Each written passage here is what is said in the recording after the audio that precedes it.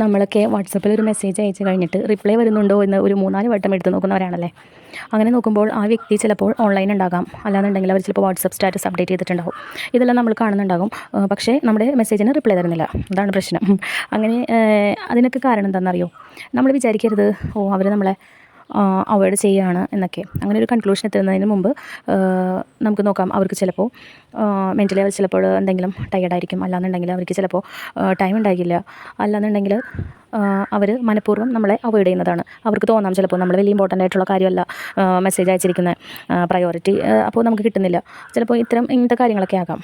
നമുക്ക് എപ്പോഴാണ് ഒരു കൺക്ലൂഷൻ എത്തുന്നത് എന്ന് വെച്ച് കഴിഞ്ഞാൽ അവർ റിപ്പീറ്റായിട്ട് ഇത് തന്നെ ആവർത്തിച്ചുകൊണ്ടിരിക്കുകയാണ്. അതായത് റിപ്പീറ്റായിട്ട് നമ്മളെപ്പോൾ മെസ്സേജ് അയച്ചു കഴിഞ്ഞാലും അതിന് റിപ്ലൈ തരുന്നില്ല. അങ്ങനെയാണെന്നുണ്ടെങ്കിൽ നമുക്ക് വിചാരിക്കാം അത് ചിലപ്പോൾ നമ്മളെ മനഃപൂർവ്വം കരുതിക്കൂട്ടി അവോയ്ഡ് ചെയ്യുന്നതാണ്, നമ്മൾ വലിയ ഒരു പ്രയോറിറ്റി ലിസ്റ്റിലുള്ള ആളല്ല എന്ന് നമുക്കതൊരു കൺക്ലൂഷനിലെത്താം. അപ്പോൾ നമ്മൾ എന്താ ചെയ്യേണ്ടതെന്ന് വെച്ച് കഴിഞ്ഞാൽ നമ്മൾ അവരുടെ റിപ്ലൈക്ക് വേണ്ടി കാത്തിരിക്കരുത്. അതായത് എന്താണ് അവർ റിപ്ലൈ തരാത്തത്, ഇനിയിപ്പോൾ ഞാൻ എന്തെങ്കിലും കുറ്റം ചെയ്തിട്ടുണ്ടോ, അല്ലെങ്കിൽ ഞാൻ പറഞ്ഞത് ഇഷ്ടമായിട്ടില്ലേ, അല്ലെങ്കിൽ എന്താണാവോ, അങ്ങനെ വിചാരിച്ച് നമ്മൾ വെറുതെ നമ്മളുടെ മനസ്സിനെ വിഷമിപ്പിക്കരുത്.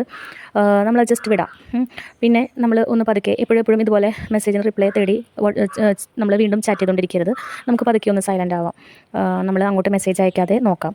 കുറച്ച് നാളുകൾ കഴിയുമ്പോൾ ഈ വ്യക്തി വിചാരിക്കും എന്താണാവോ മെസ്സേജ് ഒന്നും വരുന്നില്ലല്ലോ. അപ്പോൾ നമ്മളെക്കുറിച്ച് ഇതൊന്ന് ചിന്തിക്കുകയാണെങ്കിൽ അവർ മെസ്സേജ് അയക്കും. അപ്പോൾ നമുക്ക് റിപ്ലൈ അയക്കാം. അല്ലാതെ അവരെ നമ്മൾ നിർബന്ധിച്ച് ഫോഴ്സ് ചെയ്ത് റിപ്ലൈ ഇങ്ങോട്ട് വാങ്ങാം എന്ന് വിചാരിക്കുന്നത് വളരെ തെറ്റാണ്. അങ്ങനെ വാങ്ങിച്ചൊരു റിപ്ലൈ അങ്ങനെ നമ്മൾ കെട്ടിപ്പടർത്തുന്നൊരു ബന്ധവും നിലനിൽക്കില്ല. അപ്പോൾ അങ്ങനെയൊക്കെയുള്ള അവസരങ്ങളിൽ നമ്മൾക്ക് സ്വയം എൻഗേജ്ഡ് ആകാം.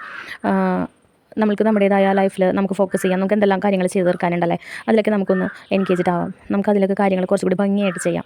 അല്ലാതെ മറ്റുള്ളവരുടെ ഒരു വാട്സപ്പ് മെസ്സേജിന് കണ്ണോർത്തല്ല കണ്ണിൽ വെള്ളമൊഴിച്ച് കാത്തിരിക്കാതെ നമുക്ക് നമ്മുടേതായ ലക്ഷ്യങ്ങളിലേക്ക് നീങ്ങാം. നമുക്കൊന്ന് സൈലൻ്റ് ആവും. നമ്മളെപ്പോഴും അവൈലബിൾ ആകരുത്. ഇങ്ങനെ ആകുമ്പോൾ നമ്മൾ മുൻപേ പറഞ്ഞ വ്യക്തി, നമുക്ക് മെസ്സേജിനൊന്നും റിപ്ലൈ തരാത്ത ആ ഒരു വ്യക്തി അവർ ചിന്തിക്കും ഇപ്പോൾ ഈയിടെ മെസ്സേജൊന്നും അയക്കുന്നില്ല എങ്കിൽ ഞാനൊരു മെസ്സേജ് അയച്ചേക്കാം. അങ്ങനെ അവർ നമ്മളെ തിരക്കി ഒരു മെസ്സേജ് അയക്കും. അത് ആ കാര്യം ഉറപ്പാണ്. അങ്ങനെ അവരുടെ മനസ്സിൽ നമ്മളുടെ ഒരു വാല്യൂ എന്താണെന്ന് അവർക്ക് ചെറുതായിട്ട് മനസ്സിലാക്കി തുടങ്ങും. അപ്പോൾ ഇതുപോലെ നമ്മുടെ സെൽഫ് റെസ്പെക്റ്റ് കളയാതെ നമ്മുടെ ഓരോ കാര്യങ്ങളും ഇങ്ങനെ പ്ലാൻ ചെയ്ത് നീങ്ങിക്കഴിഞ്ഞാൽ മറ്റുള്ളവരുടെ മുൻപിൽ നമ്മൾക്കൊരു വിലയും നമ്മളുടെ ഉള്ളിൽ നമുക്കൊരു സെൽഫ് റെസ്പെക്റ്റും ഉണ്ടാകും.